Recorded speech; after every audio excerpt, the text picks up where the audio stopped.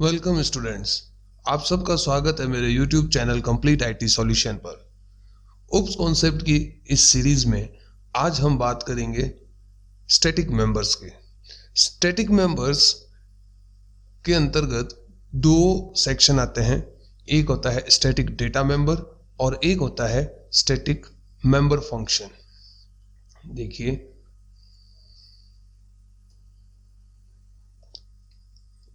Static member, इसके हम दो पार्ट्स कर सकते हैं। एक हो गया हमारा स्टैटिक डाटा मेंबर और सेकंड हो जाता है हमारा स्टैटिक मेंबर फंक्शन। ये एकदम बिल्कुल आपको क्लास के जो मेंबर वेरिएबल और मेंबर फंक्शन होते हैं वैसा ही होता है, बट डिफरेंस ये होता है इसके साथ में कीवर्ड यूज किया जाता है स्टैटिक। तो हमें ये चीज समझनी जरूरी है कि ये क्या है, स्टैटिक क्या है और इसका यूज क्या है। तो देखिए कि जो हम क्लास के स्टैटिक वेरिएबल्स यूज नहीं करते हैं, जैसे हम लिखते हैं सिंपल इंटीजर x। अगर हमने कोई क्लास बनाई और उसमें हमने एक वेरिएबल लिया है इंटीजर x, तो ये कहलाता है नॉन स्टैटिक मेंबर। ये क्या कहलाएगा? Non static member variable. ठीक है। और अगर हम इसके आगे कीवर्ड लगा देते हैं स्टैटिक इंटीजर x, तो ये हमारा स्टैटिक मेंबर वेरिएबल बन जाता है। ठीक है। दोनों में डिफरेंस क्या है? डिफरेंस को हम अच्छे से समझते हैं। देखो कि जैसे मान लीजिए कि आपके पास ये एक क्लास है। ठीक है, हमने एक क्लास बनाई, डेमो नाम की एक क्लास है। ठीक है, उस क्लास के अंदर अगर आप एक वेरिएबल लेते हो इंटीजर x, जो कि नॉन स्टैटिक वेरिएबल है। ठीक है। अब इस डेमो क्लास के आपने यहां पर तीन ऑब्जेक्ट बनाए, ये देखो, demo d1, d2 and d3। ठीक। तो जब हम ये अब तक हमने ये पढ़ा है कि जब भी हम किसी क्लास का ऑब्जेक्ट बनाते हैं तो जो क्लास के नॉन स्टैटिक वेरिएबल्स होते हैं उसकी कॉपी हर ऑब्जेक्ट को इंडिविजुअली पास कर दी जाती है।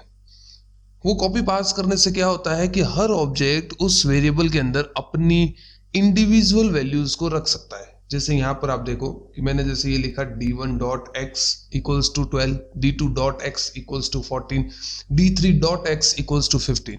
तो हर ऑब्जेक्ट, ये देखो d1, ये d2 और ये d3, तीनों ऑब्जेक्ट के पास x की सेपरेट कॉपी जा रही है। देखो, ठीक है, ये आप यहां देख सकते हो, x equals to 12, x equals to 14, x equals to 15। But एक केस ऐसा आ जाता है कि जब हम चाहते हैं कि हर ऑब्जेक्ट के पास एक ऐसा वेरिएबल हो जिसमें वैल्यू जो हो वो सब में सेम हो। तो ये चीज करने के लिए ही हम क्लास के अंदर स्टैटिक डेटा मेंबर का यूज करते हैं। स्टैटिक डेटा मेंबर्स आप देखो, जैसे मैंने यहाँ पर ये एक एग्जांपल में लिखा है static int y equals to 10। अगर हम ऐसा कर देते हैं तो अब ये जो स्टैटिक मेंबर है, ये अपने जो तीन ऑब्जेक्ट है d1, d2 और d3, तीनों के पास y की कॉपी जा रही है, देखिए, लेकिन वैल्यू तीनों में 10 ही रहेगी। अगर मैं यहां से वैल्यू को चेंज कर देता हूं, यहां से इस वैल्यू को अगर चेंज किया जाए तो ये तीनों ऑब्जेक्ट में वैल्यू इसकी चेंज हो जाएगी। तो ये हमारे पास है स्टैटिक का कॉन्सेप्ट, स्टैटिक वेरिएबल्स का कॉन्सेप्ट। ठीक है। स्टैटिक फंक्शंस क्या होते हैं? स्टैटिक फंक्शंस वो फंक्शंस हो गए जो कि ऑब्जेक्ट के लिए ना होकर के क्लास के लिए ही होते हैं, और ये हमारे स्टैटिक मेंबर्स को, यानी कि स्टैटिक डेटा मेंबर्स को एक्सेस करने के काम आते हैं। ठीक है। स्टैटिक फंक्शंस का सबसे बड़ा जो यूज है वो ये है कि हमें ये पता लगाना कि पर्टिकुलर क्लास का ऑब्जेक्ट बना या नहीं बना। अगर आप ये चेक करना चाहते हो कि आपकी क्लास का ऑब्जेक्ट बना है या नहीं बना, तो हम ये काम स्टैटिक मेंबर फंक्शन से कर सकते हैं। ठीक है। दूसरी चीज कि जो स्टैटिक फंक्शंस होते हैं हमारे क्लास के, वो स्टैटिक फंक्शन सिर्फ और सिर्फ स्टैटिक मेंबर्स को ही यूज और एक्सेस कर सकते हैं। यानी कि अगर आपने कोई क्लास के अंदर स्टैटिक फंक्शन बनाया है और आप उसके अंदर अगर नॉन स्टैटिक फंक्शन को कॉल कराने की कोशिश करोगे तो आपके पास एरर आ जाएगा। तो हम इन सारी चीज़ों को, जो थियोरेटिकल कॉन्सेप्ट मैंने आपको ये बताया है, इसको हम एकदम प्रैक्टिकली प्रोग्राम की हेल्प से समझने की कोशिश करते हैं।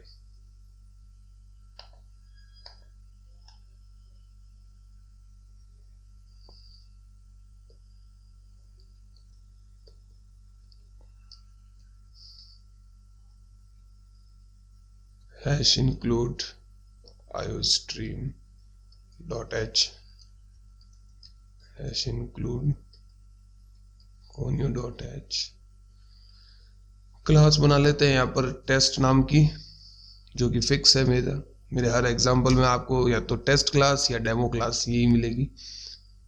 पब्लिक मोड पर मैं यहाँ पर ले लेता हूँ स्टैटिक इंटीजर x और इंटीजर y, ठीक है। और यहाँ पर एक फंक्शन बना देते हैं void show नाम का,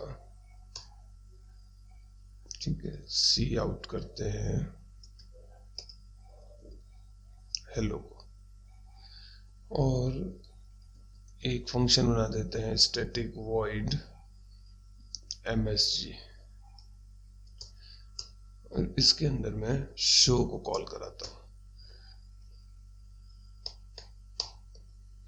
आप यह देख सकते हैं, देखो कि मैंने जो ये क्लास बनाई है, इस क्लास के अंदर मेरे पास ये जो है स्टैटिक इंट x, ये मेरा स्टैटिक डाटा मेंबर है, ठीक है। और ये जो मैंने फंक्शन बनाया है, ये मेरा स्टैटिक मेंबर फंक्शन है, ठीक। और ये जो void शो है और इंटीजर y है, ये मेरे क्लास के नॉर्मल मेंबर्स है। नॉर्मल मेंबर्स कह दो या आप नॉन स्टैटिक कह दो, एक ही बात है। तो अब हम सबसे पहले देखते हैं कि जो ये स्टैटिक फंक्शन है, इसको कैसे एक्सेस किया जाए। तो सबसे मेन बात, ठीक है, जैसे कई बार आपसे इंटरव्यू क्वेश्चंस में आपको कंफ्यूज करने के लिए पूछा जा सकता है कि हमने एक क्लास बनाई है और उस क्लास के अंदर कुछ फंक्शंस हैं, उन फंक्शंस को हम कैसे एक्सेस करें, ठीक है। वो आपको सिंपल क्वेश्चन पूछा, आप उसका आंसर दोगे कि क्लास के जो भी फंक्शंस हैं उन्हें एक्सेस करने के लिए हमें ऑब्जेक्ट की जरूरत है। तो वो पूछेगा कि आप ऑब्जेक्ट के थ्रू कैसे एक्सेस करते हो। तो सिंपल आंसर इसका ये होता है कि ऑब्जेक्ट के थ्रू डॉट ऑपरेटर लगा करके हम क्लास के मेंबर्स को एक्सेस कर सकते हैं। क्लियर। अब नेक्स्ट वो आपसे क्वेश्चन करता है कि यदि मुझे क्लास के फंक्शंस को बिना ऑब्जेक्ट के एक्सेस करना हो तो क्या इसका कोई तरीका है। अब नॉर्मली स्टूडेंट्स क्या होता है, स्टैटिक के कॉन्सेप्ट को पढ़ते नहीं है, स्किप कर जाते हैं, समझते नहीं है, तो उनके दिमाग में सिर्फ एक ही बात बैठी हुई रहती है, वो ये होती है कि क्लास के मेंबर जो है उनको एक्सेस कराना है तो ऑब्जेक्ट बनाना पड़ेगा, ऑब्जेक्ट बनाया है तो डॉट ऑपरेटर के थ्रू एक्सेस करना पड़ेगा। तो वो जैसे उसने क्वेश्चन पूछा इंटरव्यू में, वो आंसर देंगे नहीं, वो आंसर देते हैं कि नहीं, हम बिना ऑब्जेक्ट के तो एक्सेस कर ही नहीं सकते। यहीं से वो आपके नॉलेज को चेक कर लेता है। वो आपसे वहां पर सुनना चाहता था कि यदि आप ऐसा काम करना चाहते हो तो आपको क्लास के जो मेंबर फंक्शन है उनको स्टैटिक बनाना होगा, ठीक है।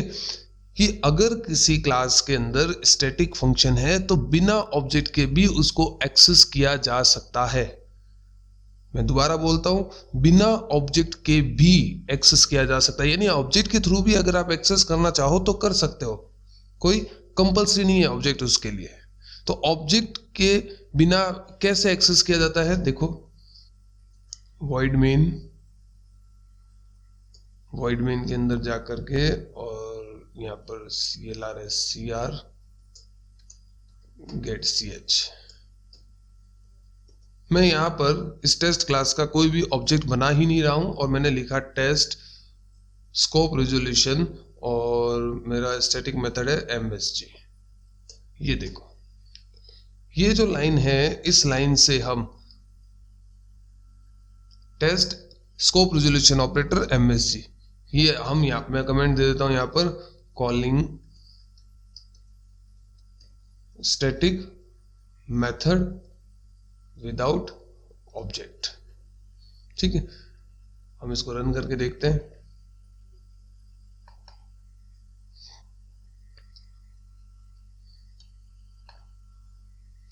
टर्बो सी का लिंक आपको डिस्क्रिप्शन में मिल जाएगा। मेरे पहले लेक्चर्स में भी मैंने दे रखा है, इस लेक्चर में भी मैं डाल दूंगा। आप इसे डाउनलोड करके अपना कोड लिख सकते हैं।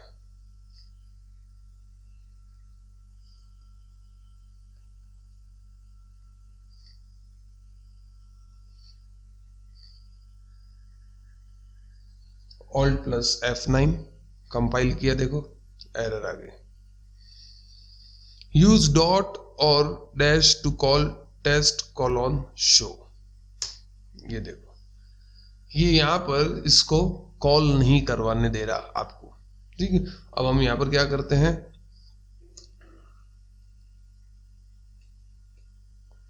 इसको मैं कमेंट कर देता हूं और मैं यहां पर एक मैसेज दे देता हूं, सी आउट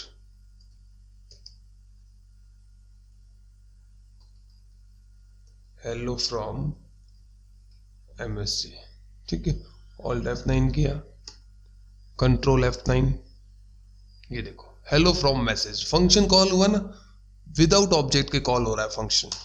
ये था स्टैटिक मेथड।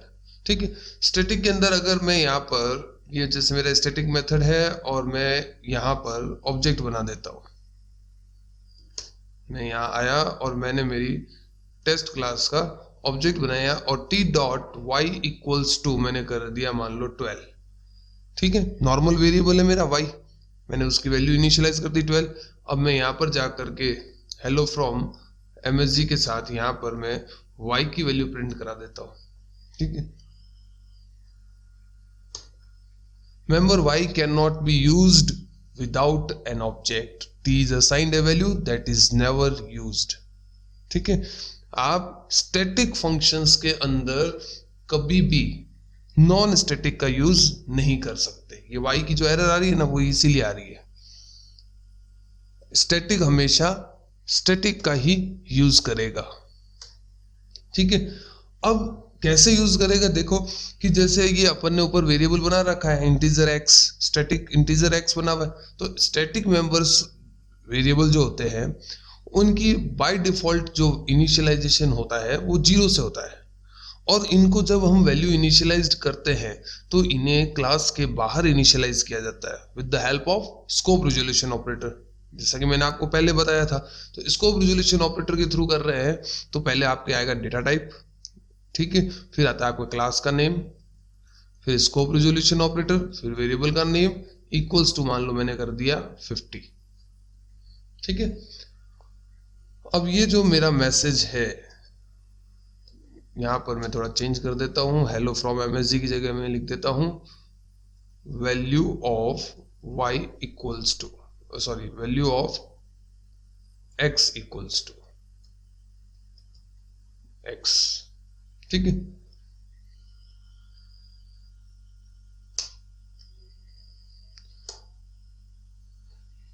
Ctrl+F9, ये देखो क्लियर है कि स्टैटिक मेंबर फंक्शन सिर्फ स्टैटिक वेरिएबल्स को ही एक्सेस कर सकता है।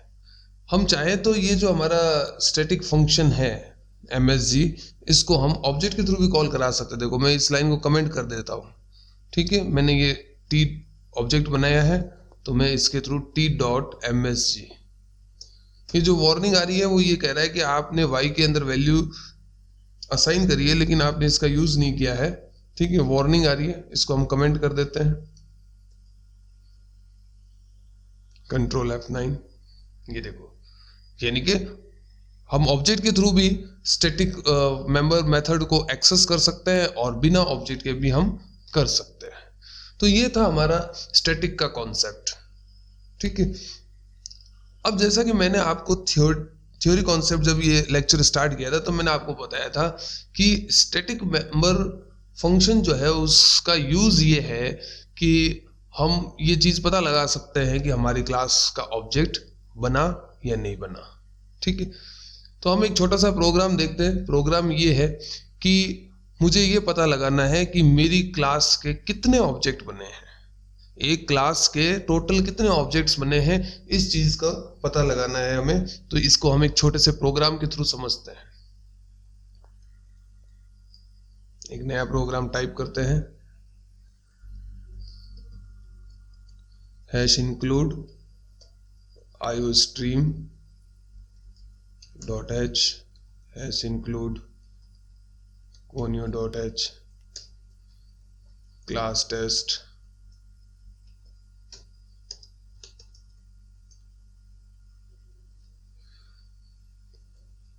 public static integer x, ठीक है। और टेस्ट कंस्ट्रक्टर बनाया मैंने यहाँ पर एक, इस टेस्ट कंस्ट्रक्टर में मैंने जाकर के कर दिया x प्लस प्लस, और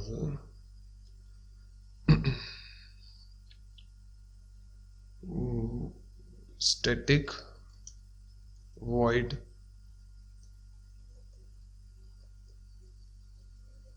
शो ही कर देते हैं ना, क्या फर्क पड़ता है।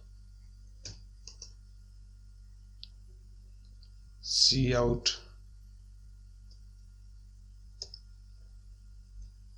Total object created equals to, यहां पर मैं x को प्रिंट करा देता हूं, ठीक है।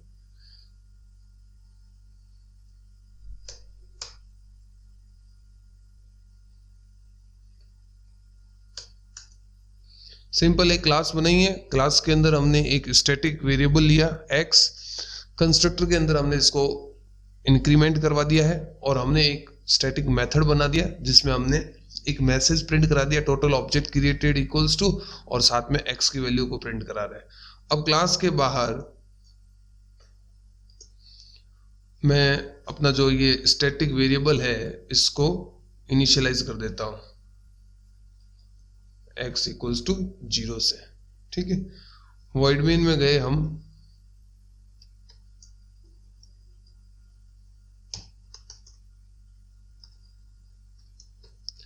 क्लियर स्क्रीन गेट ch, और यहां पर जाकर के हमने क्लास का ऑब्जेक्ट बनाया t1, ठीक है। अब देखो हमने ऑब्जेक्ट t1 बनाया, यानी कि हमने एक ही ऑब्जेक्ट बनाया है। इसको रन करते हैं, देखो कुछ भी प्रिंट नहीं कर रहा। Alt F9 कंट्रोल F9, कुछ भी क्यों नहीं प्रिंट कर रहा? क्योंकि हमने शो मेथड को कॉल ही नहीं कराया, ठीक है। तो शो मेथड को कॉल करा देते हैं, टेस्ट हो जाती है कई बार ऐसी छोटी छोटी गलतियां।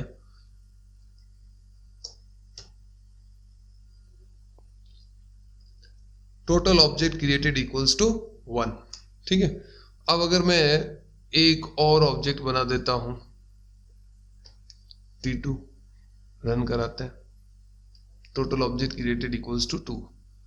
एक और ऑब्जेक्ट बना देते हैं t3, ठीक है ना। मैजिक है ना, मैजिक जादू की तरह लग रहा है आपको। अभी समझाता हूं ये कैसे काम कर रहा है।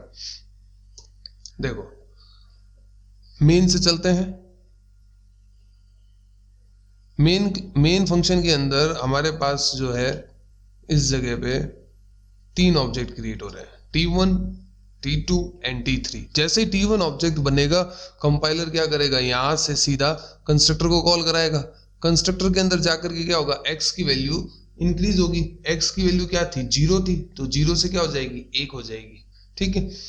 स्टैटिक की खासियत क्या होती है, स्टैटिक वेरिएबल्स जो होते हैं ना, उनका जो स्कोप है वो मतलब कंपाइलर अगर उस बॉडी से बाहर निकल जाता है, नॉर्मल वेरिएबल होता है ना अगर स्टैटिक की जगह, तो जैसे वापस इनिशियलाइज कर देता वो उसको 0 इनिशियलाइज कर देता। लेकिन स्टैटिक क्या होता है, अपनी स्टेट को मेंटेन रखता है, यानी कि आपने उसको एक बार वैल्यू असाइन कर दी है, वो वैल्यू तब तक रहेगी जब तक आपका प्रोग्राम बंद नहीं करते हो आप, ठीक है।